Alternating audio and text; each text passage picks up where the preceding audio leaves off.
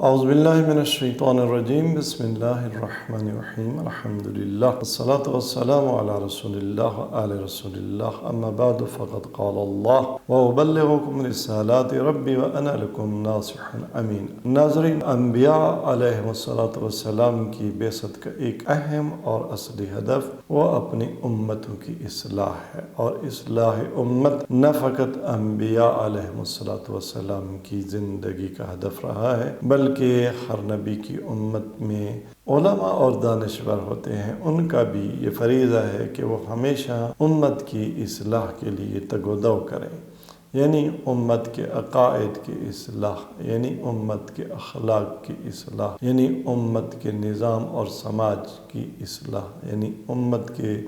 اقتصادی اور سیاسی امور کی اصلاح، افراد امت کے آپس کے روابط کی اصلاح۔ یہ انبیاء کا اور انبیاء کے راستے پر چلنے والوں کا ہمیشگی ہدف رہا ہے اور انتہائی مقدس ہدف ہے۔ انبیاء نے اپنے اس ہدف کو بیان فرمایا، جیسا کہ حضرت ہود علیہ السلام کی زبانی سورہ مبارکہ اعراف کی آیت نمبر 68 میں بیان ہوا کہ آپ نے فرمایا ابلغکم رسالات ربی، میں تمہیں اپنے رب کے پیغامات پہنچاتا ہوں، وَأَنَا لَكُمْ نَاصِحٌ امین، اور میں تمہارا خیر خواہ اور امین ہوں۔ اسی طرح سے حضرت شعیب علیہ السلام کی زبانی سورہ مبارکہ ہود کی آیت نمبر 88 میں ارشاد ہوا کہ ان اريد الا الاصلاح ما استطعت، یعنی میرا ہدف صرف ایک ہی ہے اور وہ جتنی میری توانائی ہے، جتنا میں اصلاح تمہاری کر سکوں، میرا ہدف تمہاری اصلاح ہے، اصلاح امت۔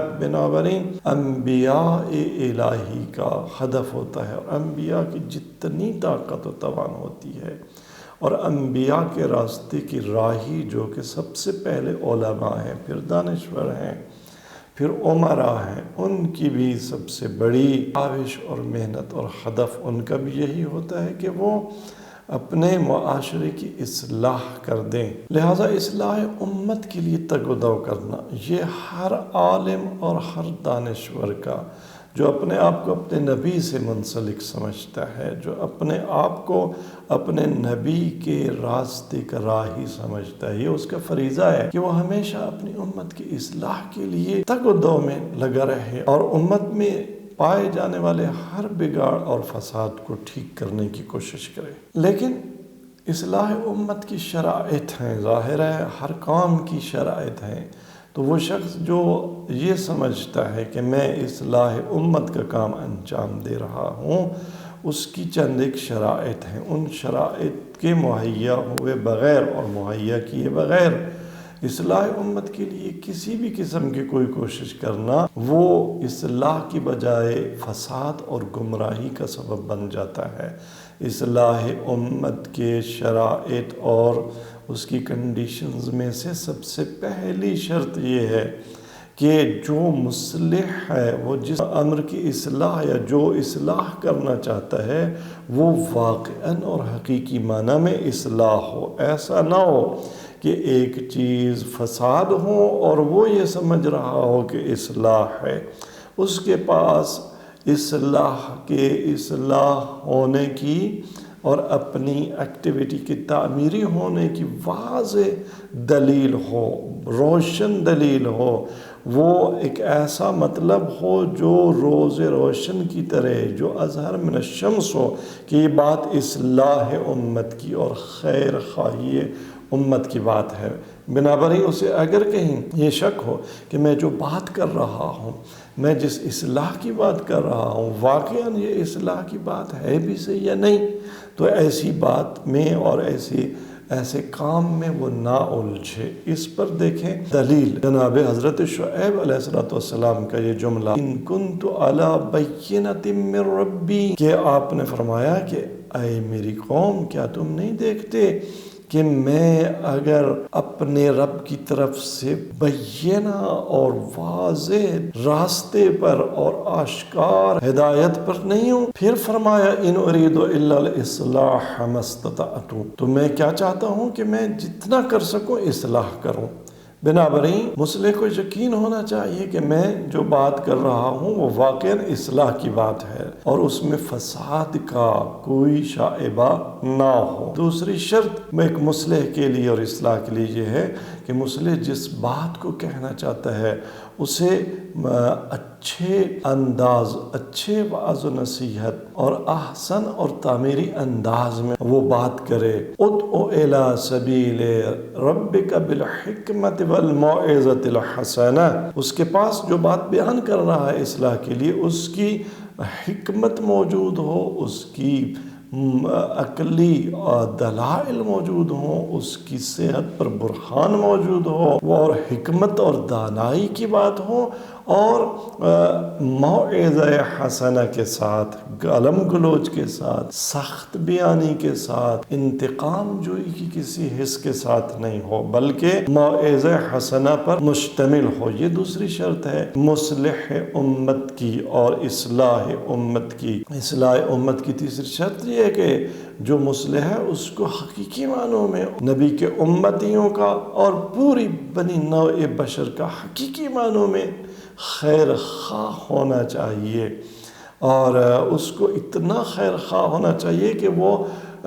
بنی نوع بشر کی ہدایت کے لیے لعلک باخع نفسک علی الا یکونوا مؤمنین، گویا کہ اپنے آپ کو ہلاکت میں ڈالنے کے لیے آمادہ ہو، اس حد تک وہ امت کا خیر خواہ ہونا چاہیے۔ یہی وجہ ہے کہ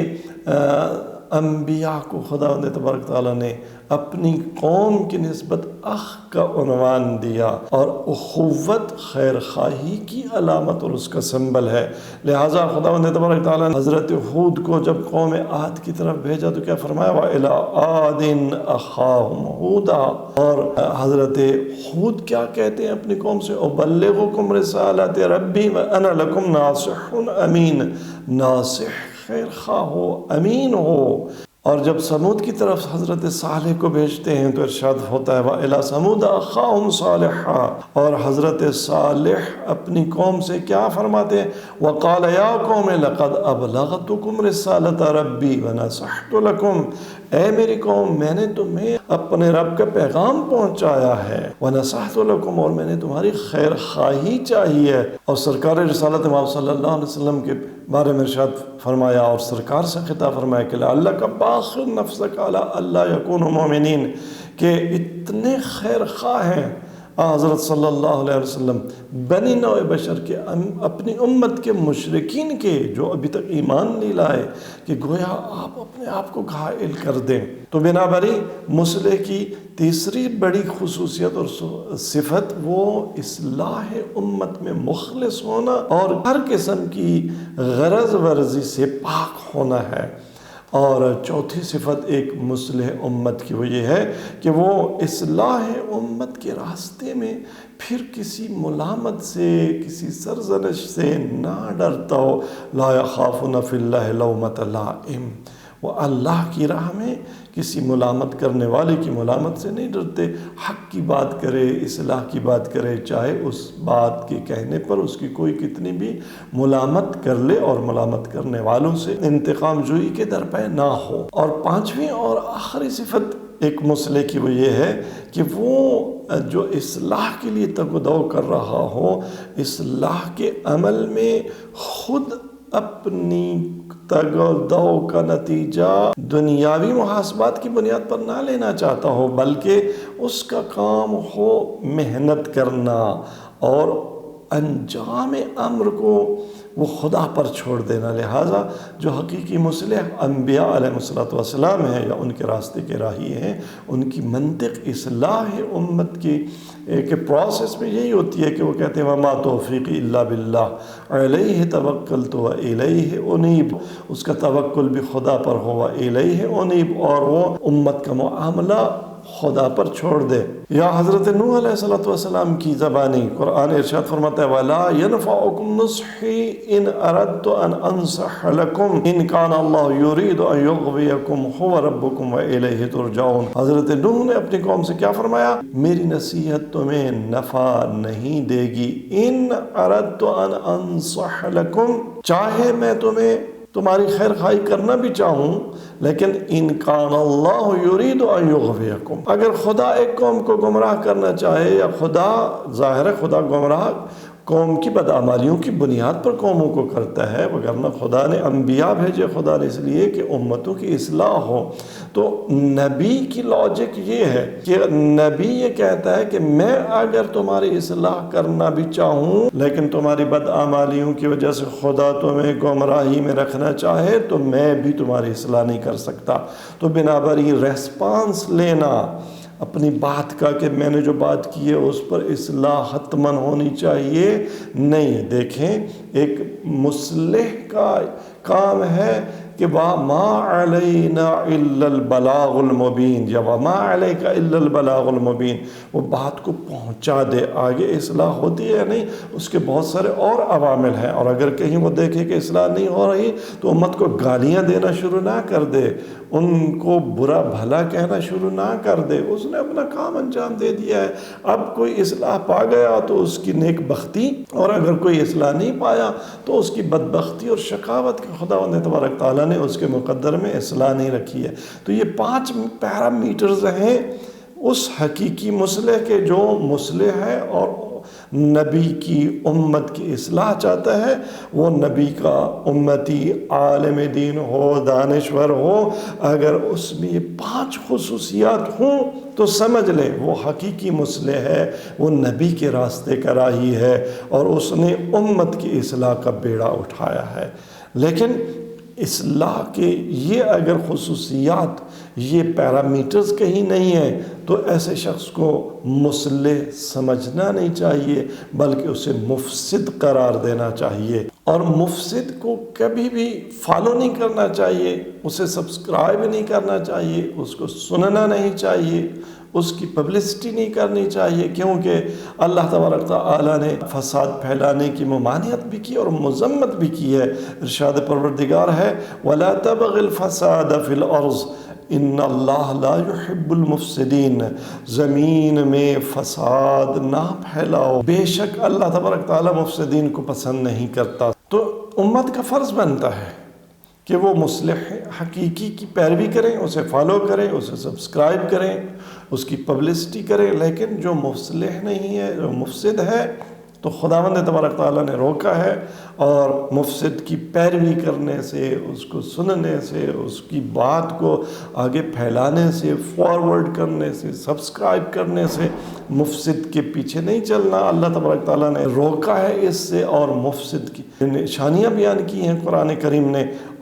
تاکہ پتہ چل جائے کہ مفسد کون ہے، کیونکہ مفسد کبھی بھی مفسد کے روپ میں نہیں آتا، مفسد مصلح کے روپ میں اور اصلاح اور ریفارم کے سلوگن کے ساتھ امت کے سامنے آتا ہے۔ کیسے پتہ چلے کہ مفسد کون ہے؟ اللہ تبارک تعالیٰ نے مفسدین کی بہت ساری نشانیاں قرآن کریم میں بیان کی، جن میں سے 6 نشانیاں، ان کی طرف ہم یہاں اشارہ کرتے ہیں کہ کون مفسد ہے اور کون مصلح ہے۔ مفسدین کی پہلی نشانی اللہ تبارک تعالیٰ نے یہ بیان کی ہے کہ ان کو حقیقی شعور نہیں ہے،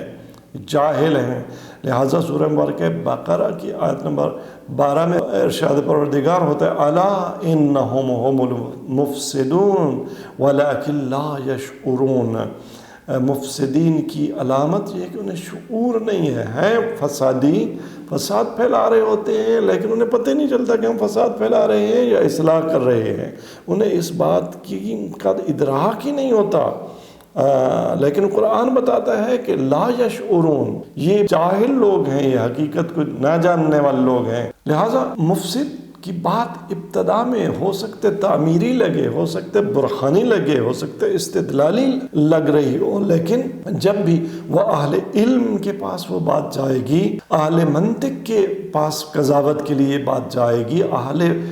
فکر و شعور کے پاس جائے گی، تو وہ محکم ادلہ، دلائل اور براہین کے ذریعے اس بات کو رد کریں گے۔ لہٰذا اگر آپ دیکھیں کہ ایک ایسا شخص جس نے اصلاح کا لیبل اپنے اوپر لگایا ہوا ہے، اگر اس کی بات عقلاء جب اس کا تجزیہ و تحلیل کرتے ہیں اور اس کا ابطال کر دیتے ہیں تو سمجھ لیں کہ یہ بندہ حقیقی مصلح نہیں ہے۔ اور قرآن کریم نے البتہ مفسدین کی یہ بھی علامت بیان کی ہے کہ مفسدین چرب لسان ہوتے ہیں. آپ کو ان کی گفتگو میں مزہ آئے گا، آپ کہیں گے بڑی علمی گفتگو کر رہے ہیں، لیکن حقیقت میں وہی جاہل ہی ہوں گے. جیسا کہ خداوند تبارک تعالیٰ نے ارشاد فرمایا وَمِنَ النَّاسِ مَن يُعْجِبُكَ قَوْلُهُ فِي الْحَيَاةِ الدُّنْيَا، کہ لوگوں میں سے ایسے اشخاص بھی ہیں یا ایسا شخص بھی ہوتا ہے کہ جس کی گفتگو وہ دنیاوی زندگی میں تجھے بھلی لگتی ہے اور وہ اللہ کو اپنے دل کی بات پر گواہ بھی بناتا ہے، حالانکہ وہ سب سے بڑا جھگڑالو ہے. بنابراین مفسد اور مصلح کے درمیان یہ فرق ہے کہ مفسد اکثر چرب لسانی کے زور پر اپنی بات کرتا ہے، لیکن مصلح کے لیے ضروری نہیں کہ حتماً چرب لسان ہو. آپ کو اس کی گفتگو میں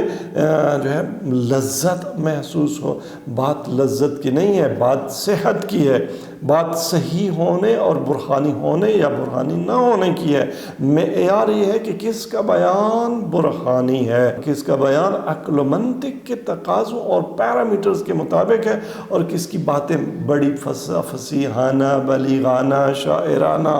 دل لبھانے والی ہے. تو ایک نشانی مفسد کی یہ ہے کہ اس کی باتیں دلوں کو بظاہر دنیاوی زندگی میں لبھا رہی ہوتی ہیں، لیکن جب بھی عقل و منطق کی کسوٹی پر ان باتوں کو تولا جاتا ہے تو وہ بے بنیاد باتیں ہوتی ہیں. اور پھر یہ کہ مفسد اپنی بات پر مصر ہوتا ہے، بار بار وہی بات. وہ الد الخصام، سب سے بڑا جھگڑالو وہ مفسد ہوگا. اس کو آپ جتنی بھی نصیحت کریں بھائی چھوڑ دیں اس موضوع کو، نہ کریں یہ بات، اس میں امت کی خیر خواہی نہیں ہے، وہ گھوم پھر کر پھر وہی بات کرے گا. مفسد کی تیسری نشانی یہ ہے کہ وہ جھوٹا ہوگا، کذب بیانی. وَلَهُمْ عَذَابٌ عَلِيمٌ بِمَا كَانُوا يَكْذِبُونَ. یہ مفسدین کی نشانی اللہ تبارک تعالیٰ نے قرآن کریم میں بیان کی ہے کہ ان کے لیے دردناک عذاب ہے اس وجہ سے کہ وہ جھوٹ بولتے ہیں، جھوٹی نسبتیں دیں گے. اگر کہیں کسی نے کہا ہے کہ امت کو متحد ہونا چاہیے، وحدت المسلمین کا سلوگن دیا ہے، اور یہ نہیں کہا کہ اے مسلمانوں تم اپنا مذہب چھوڑ دو ہمارے مذہب پر آ جاؤ، یہی کہا ہے کہ تم اپنے مذہب پر رہو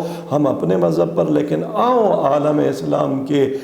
وسیع تر مفادات کے لیے اکٹھے ہو جائیں، قبلہ اول کی آزادی کے لیے اکٹھے ہو جائیں، دشمن کے مقابلے میں اکٹھے ہو جائیں، یہودیوں کے مقابلے میں اکٹھے ہو جائیں، نصارہ کے مقابلے میں اکٹھے ہو جائیں، امریکہ اور اسرائیل کے مقابلے میں اکٹھے ہو جائیں. لیکن یہ جھوٹ بولے کہ کہے کہ نہیں جی یہ تمہیں دعوت دے رہے ہیں کہ تم اپنا مذہب چھوڑ دو، تم شیعہ ہو جاؤ، یہ تشیع کا غلبہ چاہتے ہیں، یہ جھوٹ بیانی، یہ کذب بیانی. تو بنابراین تیسری صفت مفسد کی جو اصلاح کے روپ میں آئے، اصلاح کا نعرہ لے کر آئے، لیکن حقیقت میں مفسد ہوتا ہے، وہ جھوٹا ہوتا ہے. جھوٹ بیانی یعنی زمینی حقائق اور میدانی واقعات اس کی بات کی تائید نہیں کرتے، اس کی بات کے برعکس ہوتے ہیں، اور یہ جھوٹ بول رہا ہوتا ہے. اگر انسان تھوڑی سی آنکھیں کھول کر دیکھے تو زمینی حقائق اس کی بات کے جھوٹ ہونے کی گواہی دے رہے ہوتے ہیں. یہ تیسری صفت ہے مفسد کی. اور مفسد کی چوتھی صفت یہ ہے کہ وہ مغرور ہوتا ہے. وَإِذَا قِيلَ لَهُ اتَّقِ اللَّهَ أَخَذَتْهُ الْعِزَّةُ بِالْإِثْمِ. اور جب اس سے کہا جاتا ہے کہ تو فساد نہ پھیلا، اللہ کا خوف کھا، اس وقت امت کو وحدت کی ضرورت ہے، تمہارے پاس ناقص معلومات ہیں. وہ کہتا ہے کہ نہیں میں تو بہت بڑا عالم ہوں، میں تو شیعوں کے منابع کا بہت بڑا عالم ہوں، اور میں اتنا بڑا عالم ہوں کہ اگر میں نے وہ علمی باتیں کی تو شیعہ کو اور ولایت فقیہ کے پیروکاروں کو اپنے آپ پر اعتماد ان کا ختم ہو جائے گا. اتنا بڑا غرور. اذا قیل له اتق اللہ اخذته العزۃ بالاسم. تو وہ گناہ پر مغرور ہو جاتا ہے. اور پانچویں علامت ایسے مفسد کی جو اصلاح کے نام پر امت میں کام کرتا ہے اور امت میں اپنے آپ کو مصلح کے طور پر پیش کرتا ہے، وہ اس کا چھیڑ خانی کا کلچر ہے. اسے شوق ہوتا ہے کہ گالیاں سنے اور سنائے، اسے شوق ہوتا ہے کہ پان فروش کو چھیڑے، اس کے باپ کو برا بھلا کہے اور پھر اس سے گالیاں سنے، وہ دوسروں کو گالیاں دے اور ان سے گالیاں سنے، اور ماحول بنائے یا ابھی خود گالیاں دے رہا ہو، اس کو ابھی تک کسی نے گالی نہ دی ہو اور وہ کہے کہ جی مجھے یہ گالیاں دیتے ہیں. یہ گالیاں دینے والے ہیں۔ دوسروں کو وہ کہے کہ یہ جی مشرک ہیں، دوسروں کو یہ کہے کہ یہ منافق ہیں، دوسروں کو یہ کہے کہ یہ بدترین بہائم ہیں، دوسروں کو منافق قرار دے، حیوان قرار دے، دوسروں کو لمبے ناخنوں والا قرار دے۔ لیکن اتنی گالیاں دینے کے باوجود مدعی اس بات کا ہو کہ جی یہ مجھے گالیاں دیتے ہیں، میں نے تو کوئی گالی نہیں دی، اور گالی میں ساتھ یہ بھی اقرار بھی کرے کہ مجھے گالیاں دینے اور گالیاں سننے کا کبھی کبھی شوق ہو جاتا ہے۔ تو چھیڑ خانی کا کلچر یہ مفسد کی، فسادی کی ایک اہم علامت ہے، اور یہ جہاں ایک طرف اس کی رذالت کی نشاندہی کرتا ہے کہ وہ بندہ کتنا رذل ہے جو دوسروں کو اس طرح سے گالیاں دیے جا رہا ہے، اور پھر کوے والا ماحول بھی بنا رہا ہے۔ جب کوا دیکھتا ہے کہ کسی نے گن اٹھائی ہوئی ہے تو چاہے وہ کتے کو بھی مارنا چاہتا ہو تو کوا کائیں اپنی کرنا شروع کر دیتا ہے کہ یہ مجھے مارنا چاہتا ہے۔ ایک شخص اور ایک مسلک اور ایک ملت اگر یہود کے خلاف کھڑی ہو تو وہ کہے کہ نہیں جی یہ اہل سنت کے خلاف کھڑے ہو گئے ہیں، یہ اہل سنت پر غلبہ چاہتے ہیں۔ یہ کوے والا کلچر ہے، یہ پان فروش کو گالیاں دے کے پھر اس سے گالیاں سن کے خوش ہونے والا کلچر ہے، اور یہ وہی بیمار اخلاقی نظام اور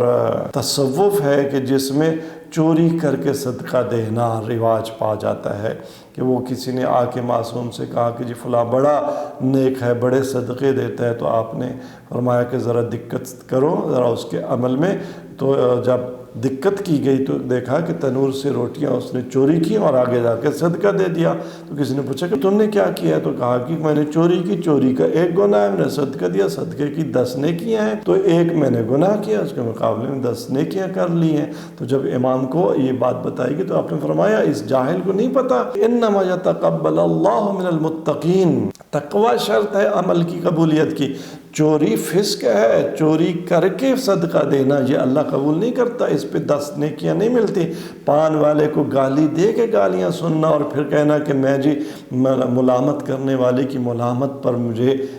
جو ہے مجھے اس کا خوف نہیں ہے، گالیاں بھی پڑ جائیں تو میں ہنستا ہوں۔ یہ گالی دے کے گالیاں سننا یہ لا یخافون لومۃ لائم کے زمرے میں انسان کو کھڑا نہیں کر دیتا۔ ان لوگوں کی ایک فکری پرابلم ہے، ان کے قلوب میں مرض ہے، ان کا جو ادراکی سسٹم ہے وہ الٹا ہے۔ تبھی تو اللہ تبارک تعالیٰ نے ارشاد فرمایا کہ فی قلوبہم مرض، ان کے دلوں میں مرض ہے، ان کے دل فہم نہیں رکھتے، ان کا ادراکی سسٹم غلط ہے، ان کو ہر علم خطا کے ساتھ مقرون نظر آتا ہے، ان کو خطا سے معصوم علم اور معصوم فرد اور شخص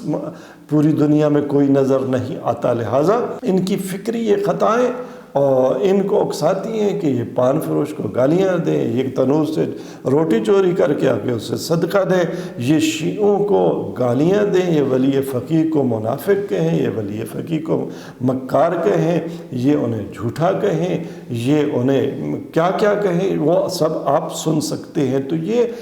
فسادی کی یہ علامت ہے، ایسا شخص مصلح نہیں ہو سکتا، وہ مفسد ہی ہوگا۔ اور دھوکہ دہی چھٹی صفت جو مفسد کی ہے، جو مصلح کے عنوان سے امت میں کام کرتا ہے لیکن حقیقت میں مفسد ہوتا ہے، وہ دھوکہ باز ہوتا ہے، دھوکہ دہی اس کی اگلی صفت ہے۔ وہ دوسروں کو کہتا ہے کہ جی تقیہ کرو، اس میں تمہاری بہتری ہے، حکومت نہ بناؤ چاہے تمہاری اکثریت بھی کسی ملک میں کیوں نہ ہو، 99% اکثریت کے باوجود حکومت بنانا تمہارے لیے ٹھیک نہیں ہے، یہ تمہاری فقہ کے خلاف ہے، تمہارا مسلک تقیہ کا مسلک ہے، اور میں تمہارا خیر خواہ ہوں، اس میں تشیع برباد ہو جائے گی تم نے اگر ولایت فقیہ کے عنوان سے کوئی حکومت بنا ڈالی تو۔ اس طرح سے خیر خواہی کے روپ میں دھوکہ دینے والا، اور یہ سورہ مبارک اعراف میں یہ صفت ابلیس کی بتائی گئی ہے۔ وَقَاسَمَهُمَا إِنِّي لَكُمَا لَمِنَ النَّاصِحِينَ، ابلیس نے حضرت آدم ابو البشر اور حضرت حوا کے سامنے قسم کھائی کہ انی لکم لمن الناصحین، جو میں کہہ رہا ہوں نا کہ جی تم اس درخت سے کھا لو، میں تمہاری خیر چاہتا ہوں، میں جو تمہیں کہہ رہا ہوں کہ تقیہ کرو، حکومتیں نہ بناؤ، ولایت فقیہ کا سیاسی نظام نہ دو، اس سے تشیع برباد ہو جائے گی، یہ شیعہ کی تعلیمات کے خلاف ہے، میں شیعہ مسلک کے